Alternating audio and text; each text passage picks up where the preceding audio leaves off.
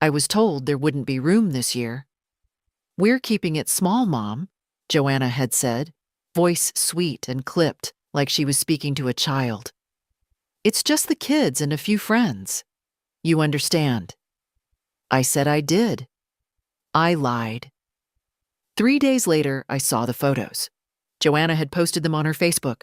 A dozen faces around the long mahogany table I bought for her as a housewarming gift. Turkey, stuffing, cranberry sauce, bottles of wine. Laughter. Candles. Not a single chair empty. Not a single one for me.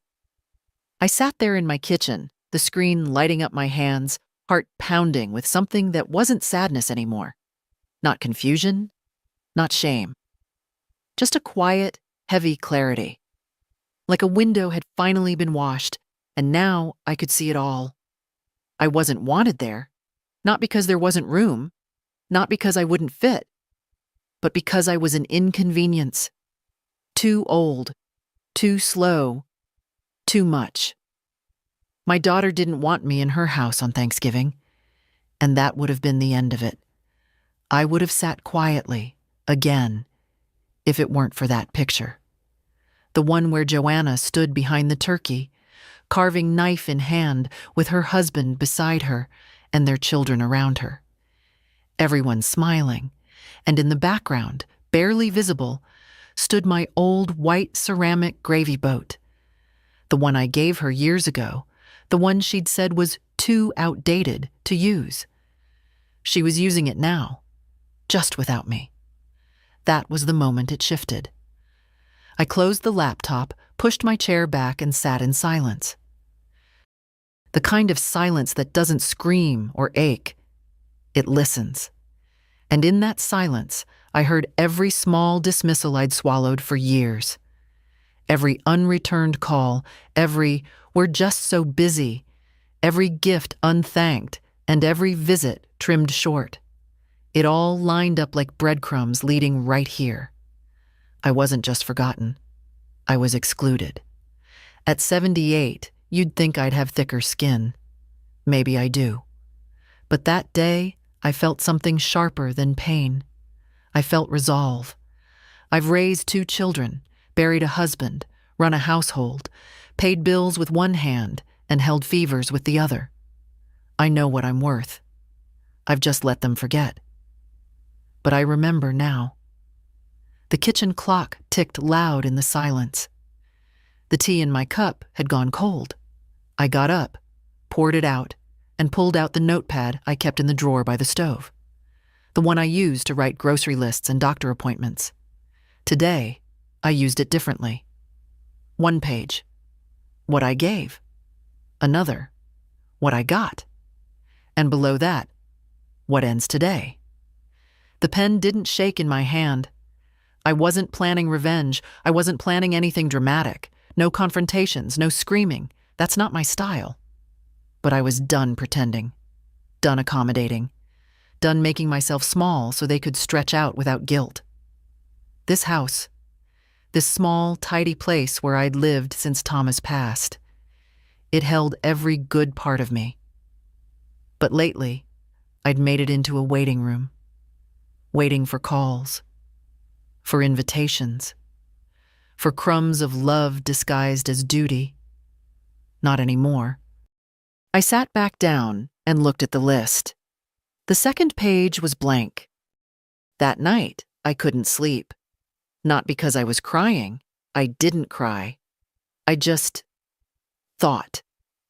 Lay there under the old quilt Thomas and I picked out 40 years ago, listening to the radiator hiss and the wind press against the windows. And I thought. I thought about every Thanksgiving I'd hosted when the kids were small. The turkey that never cooked evenly. Joanna sneaking marshmallows off the sweet potatoes. Henry throwing peas across the table and blaming the dog. I remembered the mess, the noise, the chaos that once felt like a full life. And now, silence. In the morning, I put on my robe, made coffee, and sat with the notepad again. The pages were still there. What I gave. What I got. What ends today. I filled in the first page easily. What I gave: $18,000 for Joanna's kitchen remodel. Just until we sell the condo, Mom. $3,200 toward Henry's failed real estate license. I just need one more chance. 6 years of after-school pickups when the babysitter flaked. All birthdays remembered, all holidays baked for my mother's wedding china. Passed down and never returned. The second page took longer. What did I get? What I got: silence when I was sick, excuses when I wanted company. A yearly call on my birthday, if that were keeping it small. I set the pen down. My hand didn't tremble. I wasn't angry. Not exactly. I was done being angry. I was just awake. When the phone rang, I almost didn't answer. But it was June, my neighbor, widow, kind eyes, too many cats. "Hi, honey," she said. "I just made cranberry bread. Thought you might like a slice." I hesitated. I'd love some. We sat at my kitchen table. She wore a pink cardigan with a missing button. I poured tea. We didn't talk about Thanksgiving at first, just the garden, the wind, her damn cats. But she was watching me. And finally, she said, "You look like someone who's been stepped on too many times." I smiled. "You're not wrong." She reached for her bread. "You know what I did the year my youngest didn't invite me to Christmas? I changed my will, donated everything to the library, even the jewelry, left a note in the safe. You should have read to me when I was still alive." I laughed, despite myself. She looked at me sharply. "I'm serious, Carolyn. They treat you like an obligation now? You stop giving like you owe them something." I didn't argue. I just listened. Because June was right. After she left, I stood in the doorway and looked around the house. Everything I'd built, everything I'd kept. Photographs on the walls, some framed, some curling. Henry at prom. Joanna in her cap and gown. Thomas with his arm around me, smiling like he knew a secret. I walked to the old desk in the corner. It still smelled like cedar. Inside was the envelope, the one with all the statements, receipts, passwords, everything they'd need when I was gone. I pulled it out, tore it in half. Then I opened my laptop and logged into my accounts: bank, insurance, utilities. I started small. Unsubscribed Joanna's autopay for her electric bill. That was still linked from last year when she couldn't figure out how to switch providers. Next, the automatic transfer to Henry. Monthly, $600. Canceled. Each click felt like lifting a stone off my back. By evening, I had a new page in the notepad. What begins today: my decisions, my money, my rules. I set it down gently and picked up the phone. Not to call them, not yet. I called Nancy, my lawyer. Nancy Stillwell had been my lawyer for more than 20 years. She handled Thomas's probate when he passed, and later, my estate plan. She was younger than me by a good bit, but sharp as a tack, and never once talked down to me. Which is more than I could say for my own daughter. I called her office at 10h sharp the next morning. The receptionist remembered my name and said Nancy would call back within the hour. She did. "Carolyn," she said warmly, "it's been a while." "I need to make some changes," I said. "To the will and to my accounts." She didn't ask why, just said, "Can you come in this afternoon?" I was at her office by 3. The room hadn't changed. Soft yellow walls, heavy wood desk, certificates on the wall. I sat in the chair opposite hers, folded my hands, and told her everything. Not every little word, but enough. The Thanksgiving that wasn't. The gravy boat in the photos. The quiet realization that I'd become an accessory in my children's lives, not a person. Nancy listened without interruption. When I finished, she nodded. "You want to remove them?" I thought for a moment. "No, I said. I want to remind them. She raised an eyebrow. I want to create a trust. For my granddaughter, Becca. She's the only one who visits, who calls, who sees me. I want her to have something that can't be taken or argued. And I want the rest put on hold. Until further notice. Nancy smiled, not smugly, kindly. We can do that. We went through the paperwork. I signed forms to pause all distributions, to revoke the durable powers of Attorney Henry and Joanna. Both had begged me to sign 5 years ago. I set a new provision in the will. Nothing for anyone who hadn't spoken to me in the last 12 months. Nancy looked at me carefully. Are you sure you want to be this clear? Yes. She nodded, gathered the pages, and stood. Carolyn, I've worked with a lot of women in your shoes. Most stay quiet. You're the exception. I smiled. Not anymore. When I got home, the house felt different. Not warmer, not yet, but lighter. Like something had shifted. I made myself soup, turned on the radio, and sat down with my notepad again. The phone rang around 7. Becca. Hi, Gran. I smiled, just hearing her voice. Hi, sweetheart. I stopped by Mom's today. She seemed off. Said something about you taking things too personally. Did she? Yeah. Then Henry said you were acting unreasonable. He was talking to Mom in the kitchen. I don't think he knew I heard. I stirred my soup. Gran, she continued, voice quieter now. Did something happen? Yes, I said calmly. I saw the pictures. There was a pause. Oh. I wasn't invited. I didn't know, she said quickly. I swear. Mom told me you were visiting someone in Vermont. She said you'd planned something quiet. That's what she told you. I'm so sorry, Gran. I would never have gone if I knew. I know that. Becca hesitated. Is there anything I can do? I looked at the window, at the dark beyond it, at the old oak tree swaying in the wind. You're already doing it, I said. You're here. And she was? She always had been. We talked for 20 minutes. She told me about school, about the stray cat she was thinking of adopting. When we hung up, I sat in the quiet and let it settle. I didn't need the whole family to come running. I didn't need groveling or letters or even apologies, though an apology would have been nice. What I needed, I realized, was to no longer be silent about what I'd allowed. The next morning, I woke up before the sun. Not from worry, from purpose. I made coffee, skipped the toast, and took out the folder from the drawer near the phone. It had grown fat over the years.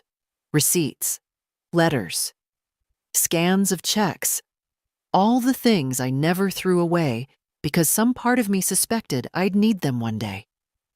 That day had come. I spread them out on the table, each one a little reminder of how much I had given. Not just money, my time, my patience, my silence. The check for Joanna's dental work. Not the kind that fixes pain, but the kind that reshapes the jawline for confidence. $5,000. I remember the day she asked. She'd called me Mommy in that sweet, girlish voice she only used when she wanted something. I hadn't heard it since. The invoice for Henry's landscaping bill. A mess of a backyard he never finished. Another $2,000. The bank statement with automatic transfers I'd forgotten about.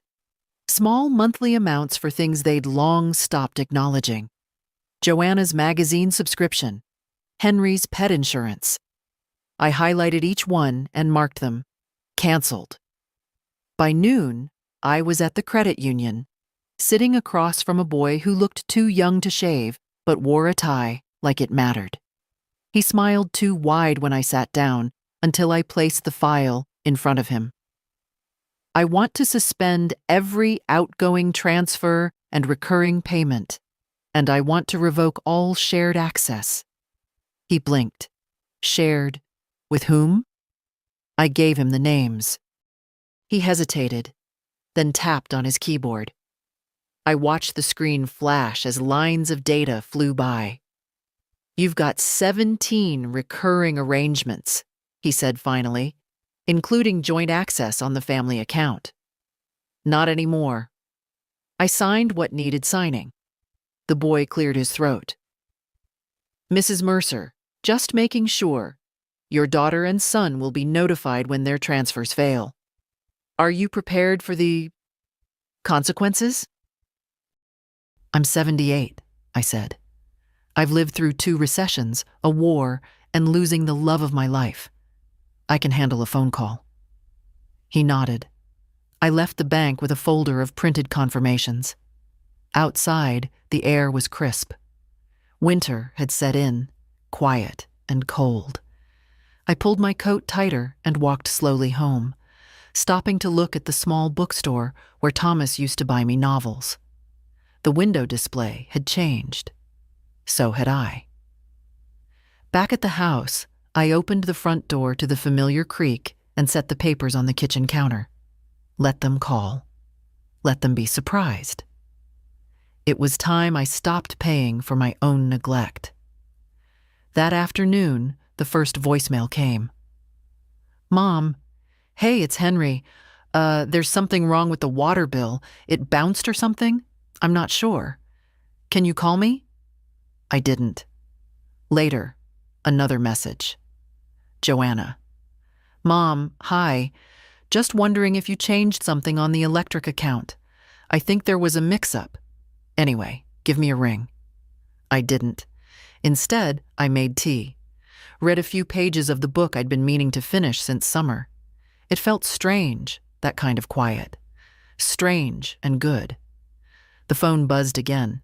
This time, no voicemail, just a missed call. And another, and another. By evening, I turned the phone off altogether and placed it face down. I wasn't hiding. I was resting. From years of being available, of answering on the first ring, of giving before I was asked. When Becca stopped by later that evening, I told her what I'd done. She didn't look shocked, only said, "About time." Becca sat across from me with her hands wrapped around a chipped mug of peppermint tea. She didn't ask for details. She didn't need to. "You should have done this years ago," she said softly, almost as if afraid to sound too sure of it. "I know." She glanced around the kitchen, the yellowed wallpaper, the knotted curtain tie I never replaced.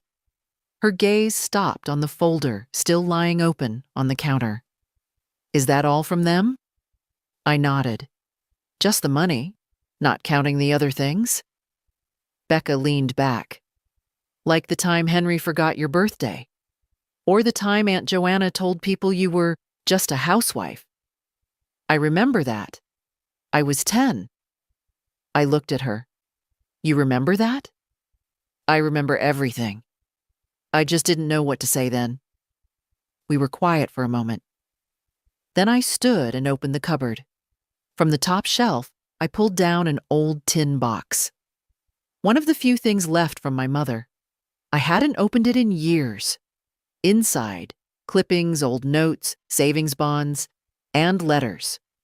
Dozens of letters in Joanna's and Henry's handwriting from when they were younger. Letters asking for money, for help, for just this once. Becca took one and read aloud. "Mom, I know I messed up the lease, but if you could just co-sign again, I promise I won't let you down." She looked up at me. "Did he?" 3 months later, I had debt collectors calling the house. She put the letter down. "I hate that they did this to you." "They didn't do it all at once," I said. "That's the trick." It was slow. A little here, a little there. A favor, a rescue, a rewrite of memory. They stopped saying thank you, and I stopped noticing. Until now. Until now. Becca reached into her coat pocket and pulled out something folded. "I've been meaning to give you this."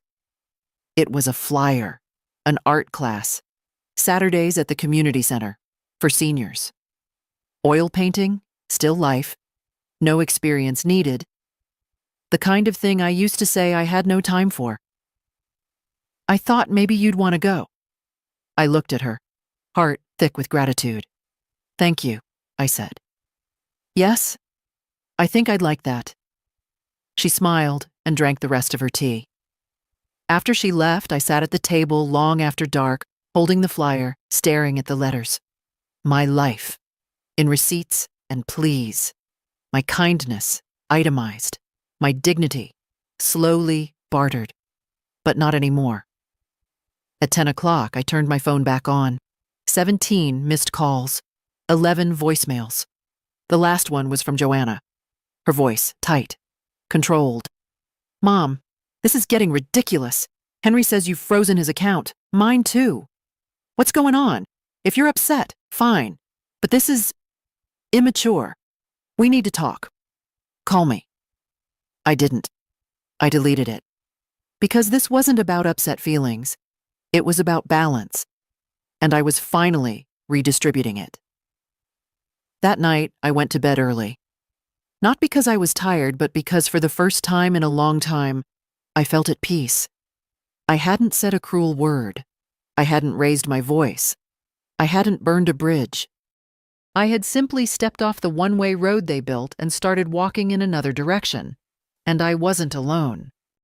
Saturday came with a pale, forgiving sky and the quiet promise of nothing urgent.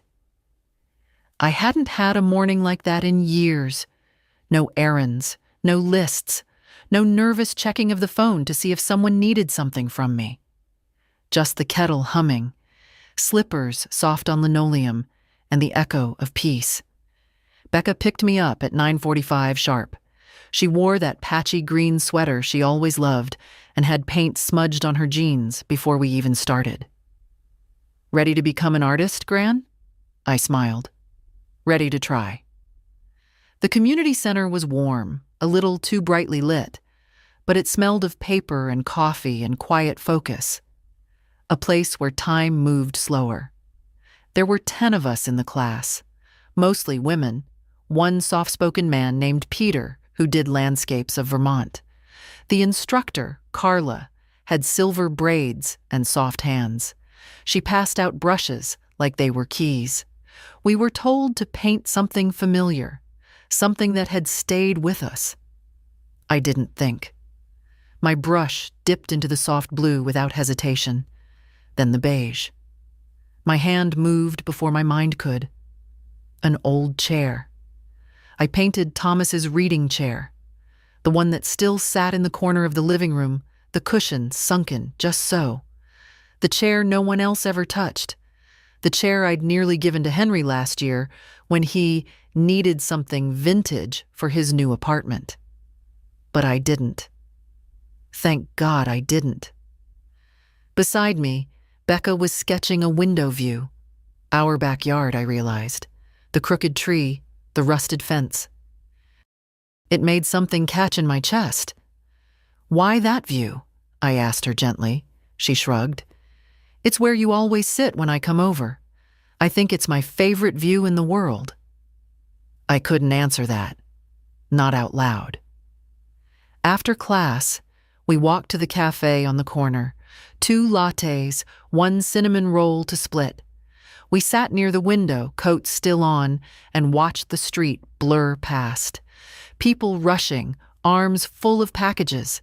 The season had shifted overnight. Everything felt a little more brittle, more urgent. Becca was looking at her phone, then quietly turned the screen toward me. Joanna posted again. A new photo. Their family around the fireplace. Matching flannel. A caption that read, "Family is everything." I looked at it. I didn't flinch. Henry liked it, Becca added almost apologetically. I sipped my coffee. They're not subtle, I said. No. And they're not sorry. No. But they're loud. That usually means afraid. Becca looked at me. I think they're realizing, I said, that for the first time in their lives, I'm not bending. Becca leaned forward, elbows on the table. If they come knocking, if they try to fix this, what are you going to do? I didn't answer right away. Outside, a mother was tying her son's scarf tighter. A cab honked. 2 teenagers ran past laughing. "I'll listen," I said, "but I won't forget." Becca nodded. "Good." She reached into her coat and pulled out a small sketch pad. "I made this last year. You never saw it." She handed it to me. It was full of drawings of my house, my kitchen, my tea mugs, my slippers, that crooked window, me. In every one of them, she had drawn me. "I never wanted to forget you," she said softly, "even when they tried to." The cinnamon roll between us went cold. Neither of us touched it. But for the first time in a long time, I felt full. They showed up on Sunday. No warning, no call. Just the low hum of an engine outside and the sound of heels on my front steps. A rhythm I hadn't heard in months, but recognized instantly.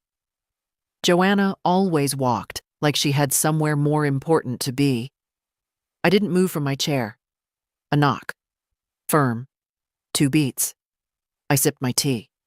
Another knock. Then her voice. "Mom, are you home?" Of course I was. I always was. That was part of the problem, wasn't it? I waited a moment, then stood and opened the door. There she was. Hair perfect. Lipstick dark.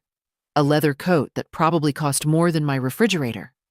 And behind her, Henry. Hands in pockets, trying to look casual, like this was all spontaneous. "Can we come in?" she asked, all sweet and controlled. I looked at them both, then stepped aside without a word. They sat on the couch. I didn't offer tea. Henry was the first to speak. "Mom, we're worried. You've changed things." "You mean I stopped paying your bills?" Joanna cut in. "That's not what we're saying. We noticed, and we think something might be going on. Emotionally." I almost laughed. "Emotionally? Well, you've isolated yourself. Becca says you've been different." Becca. That was a move. Use the one person who still came around as leverage. I took a breath. "Let me stop you there," I said calmly. "You're not here because you're concerned about my emotional state. You're here because the money stopped." Joanna looked offended. "That's not fair. Isn't it?" "Henry, when's the last time you called just to talk?" He shifted. "I've been busy." "And you," I turned to Joanna, "you told people I wasn't feeling well over Thanksgiving, that I needed rest. Meanwhile, there were 12 people at your table." Her jaw tightened. "It wasn't personal. It was entirely personal. You used my things, my traditions, and cut me out of them." She looked down. Henry cleared his throat. "Look, maybe we all made some mistakes. Maybe things got a little misunderstood." "No," I said, voice steady. "Not misunderstood, ignored, dismissed, taken for granted." Silence. Joanna finally spoke, quieter now. "So what do you want, Mom? An apology? Is that what this is?" I studied her. This woman I had raised. This woman who once cried in my arms over a scraped knee and now looked at me like I was a problem to solve. "I want respect," I said. "I want to stop being a background fixture in your lives, the one you only notice when something breaks." Henry looked down. Joanna crossed her arms. "Well," she said coldly, "if that's how you feel." "It is." "Then maybe we need space." I nodded. "Take all the space you need." They stood. I didn't follow them to the door. Before leaving, Henry hesitated. "You know we love you, right?" I didn't answer. They left without another word. When the door clicked shut, I leaned against it and closed my eyes. I didn't feel triumphant. I didn't feel vindicated. I felt clean. And that was enough. The silence after they left was thicker than usual, not heavy with guilt or regret. That part of me had gone quiet. It was just still, like the house was holding its breath, waiting to see if I would cave, if I would pick up the phone and apologize for having needs. I didn't. Instead, I went to my desk, pulled out the file folder Nancy had prepared, and began the next phase. There were still accounts in my name that needed closing, not just the obvious ones, the joint ones, the utility autopays, but deeper ones. Silent ties. The kind you forget exist because they've become so normal, so automatic. The emergency credit card in Henry's name, the shared health plan Joanna insisted I keep, just in case something ever happens and we need to handle things fast. The insurance policy I'd added her to as secondary contact when she was still trying to get approved for her first mortgage. I called the agencies one by one, canceled, removed, rewrote. Some clerks were surprised, some were polite, some awkward, but I didn't owe them explanations. By the time I was done, it was nearly 4 o'clock. I made tea, sat on the porch. It had started to drizzle. Soft, cold, not enough to chase me inside. I pulled the blanket tighter and let the quiet settle into my bones. That's when the mail truck stopped in front of the house. Small envelope. Handwritten. No return address, but I knew that script. Joanna. I opened it with the same calm I'd signed the bank forms with. 1 page. Mom, I don't know what happened to you. I mean that honestly. You used to be kind, giving, quiet. Now you're angry, and I don't know why. If this is about Thanksgiving, I already explained it wasn't meant to hurt you. I thought you wanted rest. Henry said the same. You're acting like we stole something from you. We didn't. We're just trying to live our lives. I hope one day you remember how good things used to be and come back to the version of you we all loved. Joanna. I folded the letter and placed it back in the envelope. That version of me. That version who wrote checks without asking questions. Who stayed home and stayed silent. Who let her kids host parties with her recipes and her china and left her name off the invitation. That version of me was gone, and in her place stood someone else. Still kind, still giving, but not invisible. Not anymore. I put the envelope in the drawer next to the folder and wrote 1 line on a new sheet of paper. You don't get to define the version of me you love. The storm didn't come right away. It built itself slowly, like weather in the distance. A tension in the air, a shift in the tone of voices. I knew it was coming the moment Becca called me on Monday evening, her voice uncertain. Gran, she said, have you checked your messages? No. I think you should. I didn't ask more. After we hung up, I turned my phone back on. 12 new voicemails. Most were short, terse. Then they turned sharp. Henry, first. Mom, the account's still frozen. You said this was temporary. Can you please call me?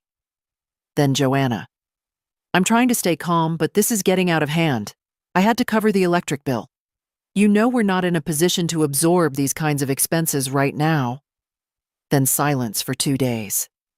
And then another burst. Joanna again. It's frankly unbelievable. You've made your point. Can we act like adults now? Henry. I just got declined for the apartment application. Remember the co-signature? They're saying you revoked it. I'm not sure what game you're playing, Mom, but it's getting really ugly. And finally, a text. From Joanna. Not a voicemail, just 1 message. If this is how you want to play it, fine. Just know we're telling the whole family what you've done. Everyone deserves to know what kind of person you've become. There it was. The pivot from confusion to blame. It didn't sting. Not in the way they'd hoped. I didn't feel ashamed. I felt awake. They'd built a version of me that was useful. The good mother, the good grandmother, the silent wallet in the background. And now, stripped of my compliance, they were scrambling to explain the absence of their safety net. I didn't reply. I didn't call. I did something better. I wrote a letter of my own. Not to them. To myself. To the woman I used to be. You did your best. You gave everything. You believed that love meant sacrifice, that family meant always saying yes. You carried birthdays, bought appliances, forgave rudeness, and smiled through exclusion. And they loved you, in the way people love comfort. Quietly and without gratitude. But you're not that woman anymore. You're not a door left unlocked, a checkbook left open, a seat quietly surrendered. You're not cruel. You're not vengeful. You're simply done. Done funding your own neglect. Done earning love that should have never needed purchase. Done being a story told only when it flatters someone else. I folded the letter and placed it in the top drawer of my desk. Not for anyone else to read, just for me. A page to hold the lines steady when the weather inside gets rough. Becca came over the next day. She brought tulips. From me, she said, not from them. She didn't ask if I'd heard from her parents. She knew. Instead, she handed me a new canvas, wrapped in brown paper.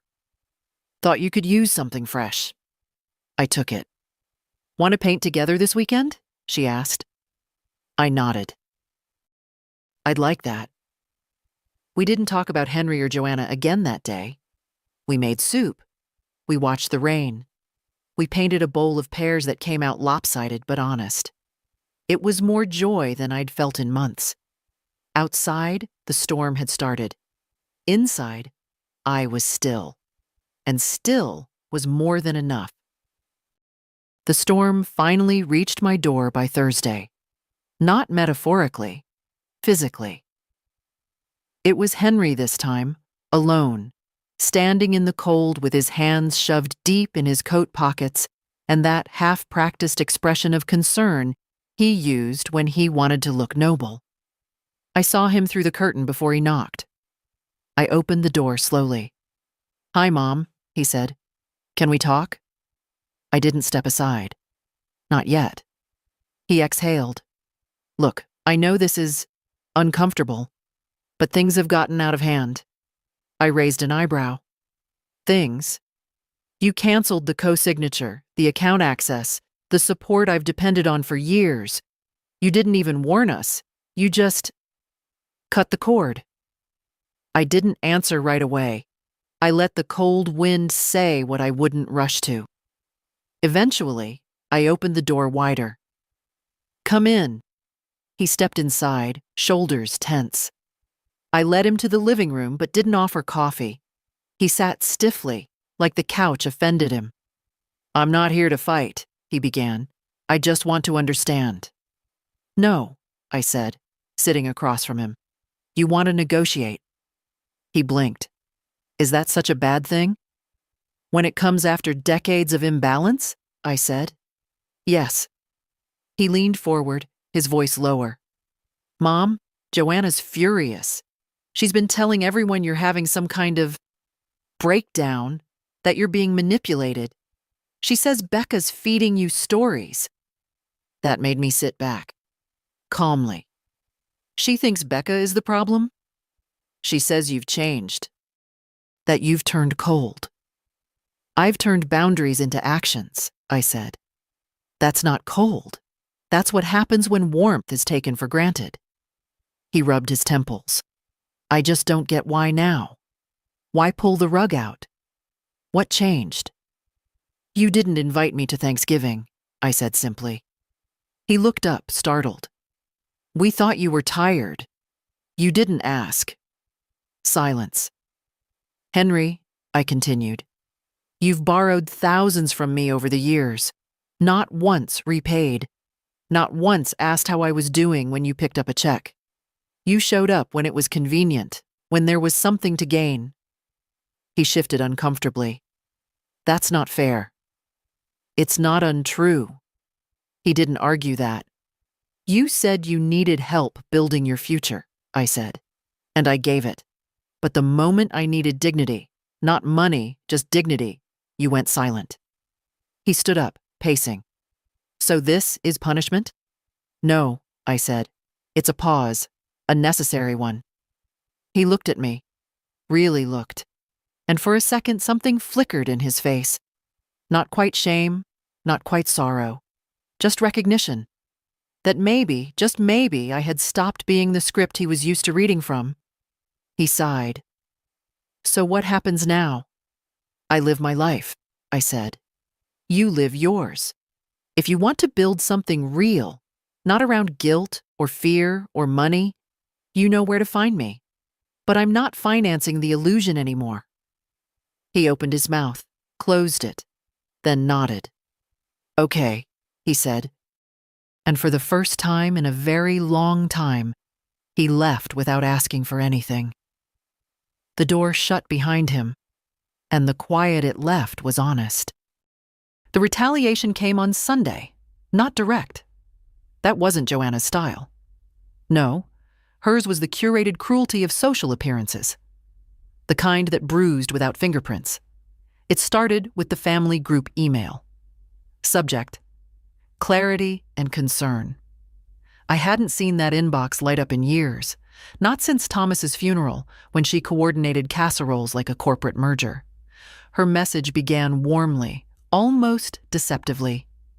Hi, everyone. I hope you're all enjoying the start of the season. I wanted to reach out not just as a daughter, but as someone genuinely concerned about Mom's well-being. She went on to describe my erratic behavior, my emotional withdrawal, and the undue influence of others, which was clearly a dig at Becca. She ended it with a masterstroke. We've tried to support her in every way possible, but as you all know, aging can bring confusion, and we may be seeing the early signs of decline. I sat at the kitchen table reading it in silence. Not rage, not disbelief. Just a deep, quiet sadness that she had gone this far to protect her version of the story. A few replies trickled in over the next hour. Mostly cousins and in-laws who hadn't spoken to me in years, now chiming in with polite concern, offers to check in or help if needed. Thinly veiled pity wrapped in digital smiles. But the message wasn't really for them. It was for me. It was a warning. Play along or we will define you as unstable. That's when I knew this wasn't about money anymore. It was about control.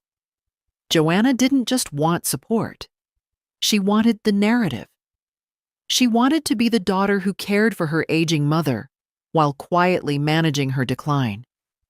The respectable woman holding the family together. And I, inconveniently, had stepped out of the role. I didn't reply to the thread. I picked up the phone and called Nancy. This is war, I said quietly. Then let's document everything, she replied. Every file, every change, every voice message. If they try to pursue anything legally, guardianship, asset interference, we'll be ready. I wasn't scared. I was insulted. That evening, Becca came over without saying a word. She walked into the kitchen, dropped her bag, and held up her phone. I saw the email. I figured. She has no shame, she muttered, pacing.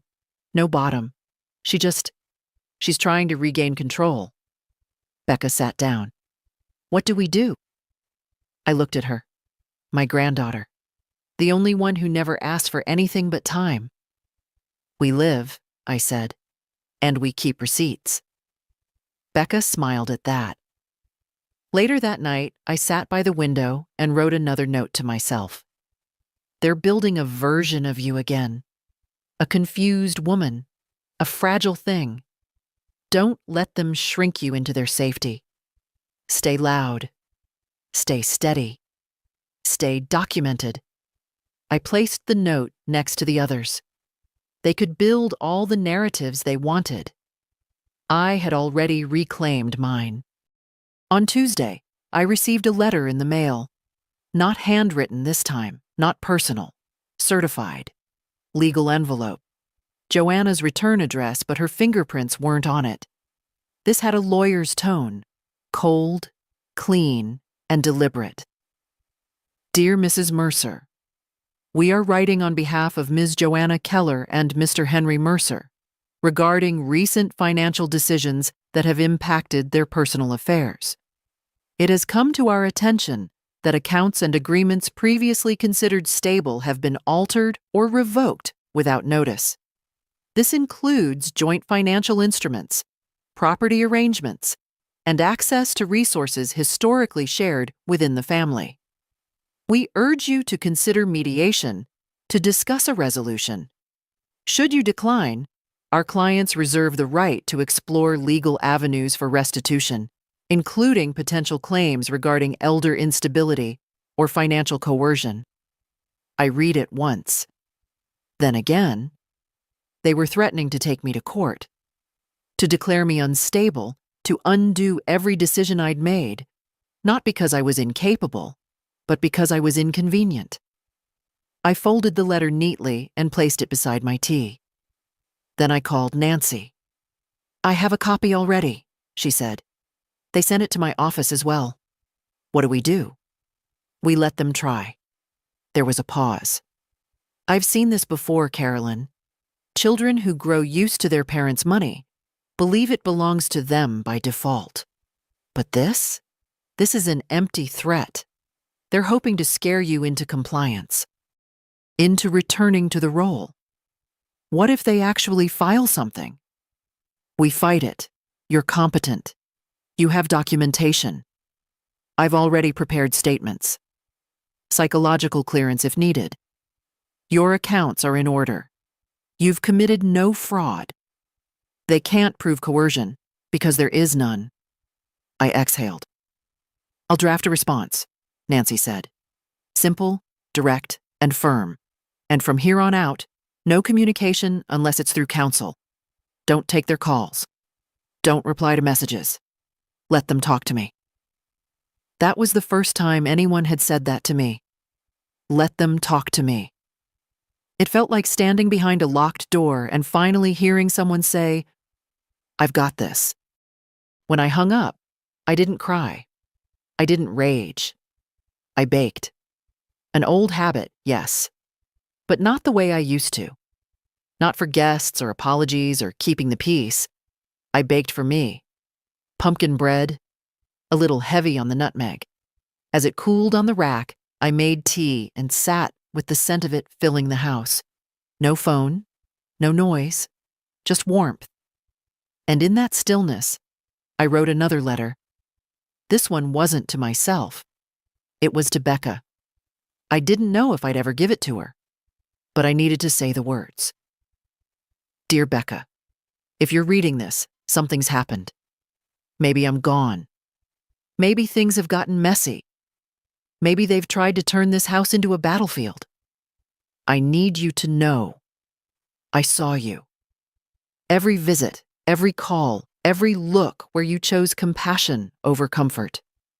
You reminded me I was still a person, not just a purse or a burden or a memory waiting to fade. Everything I've done these last months, it wasn't rebellion. It was recovery. I was pulling pieces of myself out from under years of polite erasure. And you were the reason I believed I could. Whatever happens next, you have my trust. You have my love. And you have my permission to live without apology. To speak up when it's easier to stay quiet. To choose dignity over peace when peace requires your silence. You change the story. Don't ever forget that. Gran. I folded the letter and placed it inside the desk drawer, under the sketchpad Becca gave me. Outside, the sun was setting. A dusty pink sky that looked like watercolor, imperfect and alive. Let them sue. Let them shout. I'd already won. The silence didn't last. By Friday morning, the doorbell rang.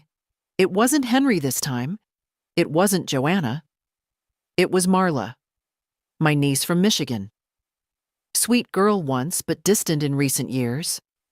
She smiled tightly when I opened the door, coat still buttoned, as if she wasn't planning to stay long. "Aunt Carolyn," she said, "can we talk?" She was polite, cautious, like someone sent on assignment. I let her in. We sat in the living room. The couch between us felt wider than usual. "I don't want to get in the middle of anything," she started. "But I got Joanna's email, and then the lawyer letter." I waited. "She asked me to reach out, said maybe I could talk some sense into you, that you've always trusted me." That was the line.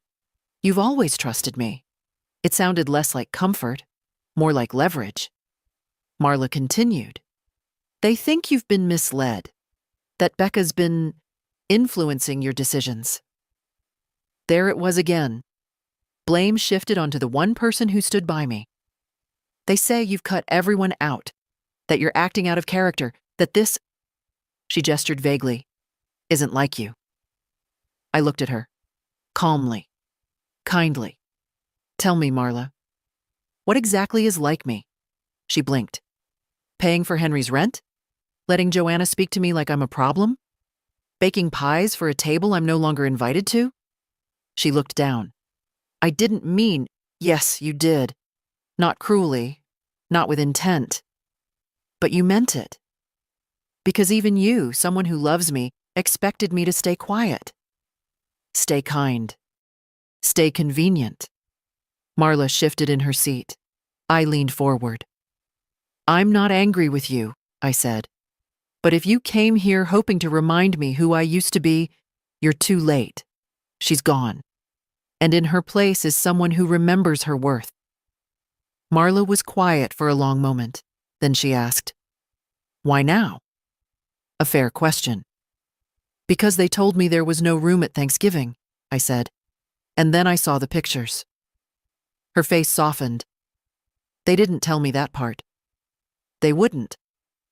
She nodded slowly, then looked around the house. The photos, the teacups, the chair no one else sat in. "I remember this place feeling warmer," she said, almost to herself. "It still is," I replied. "Just no longer for everyone." She stood. "I don't agree with how they've handled it, but I also know how stubborn Joanna is." "So do I." Marla hesitated at the door. "If they take this to court, they'll lose." She opened her mouth to argue, then thought better of it. On the porch before she left, she turned back. "Becca loves you fiercely," she said. "I didn't understand it until now. I hope you never forget it." She left without promising to call. That afternoon, Nancy called to update me. They'd backed off. No official filing, no suit, just posturing. "They wanted to see if you'd flinch," she said. "You didn't." "No," I said. "I didn't." Later, I sat at the kitchen table with Becca. She'd brought soup. We ate in easy silence, broken only by the occasional clink of spoons. "They're regrouping," she said. "Mom's quiet. Too quiet. They're out of moves." Becca smiled faintly. "You look tired, Gran." "I'm not." I looked at her, really looked. "You know what I am?" "What?" "Free." She reached across the table and took my hand. "I'm proud of you." "I'm proud of you more," I whispered. It's strange, the shape a life takes once the noise dies down. The days that followed were quiet. Not the hollow quiet of exclusion, but a gentler kind. A quiet with room to think, to breathe, to remember that peace isn't the absence of people. It's the absence of pretending. No more sudden texts, no vague accusations, no passive-aggressive voicemails about being concerned. Joanna and Henry had finally gone silent. They weren't done, of course. Just regrouping. But I wasn't waiting anymore. That Sunday morning, I put on a coat and walked to the cafe down the block, alone, without an apology or a reason. I brought my sketch pad, the one Becca gave me. I ordered my tea, sat at the corner table near the window, and painted the scene outside. A woman walking her dog. 2 kids tossing snowballs too close to the sidewalk. A man in an old army jacket reading a paperback by the bench. The world was still turning. And I was still in it. Later that day, I stopped by the community center, signed up for a second art class, and dropped my name on a volunteer list for the library's winter reading program. They asked if I had transportation. I smiled and said, "I've got legs." It wasn't reinvention. It was return. Return to the woman I'd once buried under obligation and softness. The woman who used to sit on the porch reading mystery novels while the stew simmered. The woman who knew when to say yes and, more importantly, when to say nothing at all. When I got home that afternoon, Becca was sitting on my porch steps. She wasn't crying, but her face was flushed, angry. "They said I'm not welcome at Sunday dinner," she said before I could ask. "Who said?" "Mom. Dad. They said it's not punishment, but they think I've taken sides, that I've let you twist things." She looked at me, eyes burning. I didn't even argue. I just stood there. And then I left. "You did the right thing." "No, Gran, I should have shouted. I should have said something clever and sharp and, I don't know, powerful." "You did say something powerful," I said. "You left." She looked up, and her jaw trembled. "I don't want to lose them, but I'm not going to betray you just to stay in the room." "You're not losing anything," I said, brushing her hair from her cheek. "You're becoming." She stayed for dinner. We had soup and bread and orange slices for dessert. No centerpiece, no silverware, no speeches. Just 2 women at a quiet table, sharing the easiest kind of love. The kind that doesn't ask you to shrink. After she left, I sat at the desk and opened the drawer. I pulled out the letter I'd written to her weeks ago, the one she hadn't seen yet. I placed it in an envelope and wrote her name on the front. Then I added a small note. "For when you forget how strong you are." Outside, the wind picked up. I closed the window and pulled the blanket over my shoulders. The house didn't feel empty. It felt ready, not for visitors, not for apologies, but for whatever came next. They never called again, not to apologize, not to explain, not even to pretend. And I didn't chase them. Winter came in slow this year. No blizzards, no chaos. Just frost on the windows each morning and the kind of hush that settles over a neighborhood when everyone finally runs out of things to say. Becca kept coming by. We painted. We cooked. We talked. Not about the mess. Not about Joanna or Henry. About real things. Small joys. Future plans. The cat she wanted to adopt. The class I wanted to teach. The house filled again. Not with noise, but with presence. One morning, after shoveling the front path, I sat on the porch with a cup of tea. I watched a pair of crows fighting over something invisible. A man walked by and nodded, and I nodded back. And I realized no one owed me peace but me. All those years I thought I was holding the family together. I was just holding still while they pulled in every direction. All those holidays I said it's okay when I wasn't included, I was teaching them it was.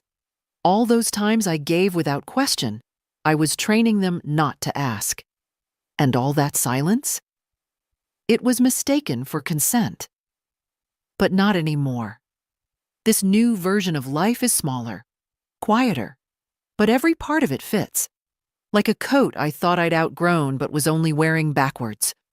I look in the mirror now and see someone intact. Not spiteful, not vengeful, just whole. The phone is still in the kitchen. I still answer it, but only when I want to. I still bake, but the recipes are mine again. I still remember the faces around the Thanksgiving table, the one I wasn't invited to. But they don't ache anymore. They just remind me what I will never allow again. This house has room for visitors, but only those who bring warmth. This heart has room for family, but only those who arrive without conditions. So if you're reading this, and you've ever been told you were too sensitive, too dramatic, too much, listen to me. You're not. You were just noticing things others preferred you ignore. You were just expecting the love you gave to come back whole. You were just asking not to be erased. And if that makes you too much for them, then it's time to make space for yourself. Real space. Clear, clean, and without apology. The kind of space where you don't wait to be included. You build your own table, and you sit at the head of it, with your name in full, your voice unmuted, and your peace, finally, your own. If this story spoke to you, share it. If it reminded you of someone you love or someone you lost, send it to them. And if you're still sitting quietly at someone else's table, waiting for a seat, you don't have to wait anymore, not one more day.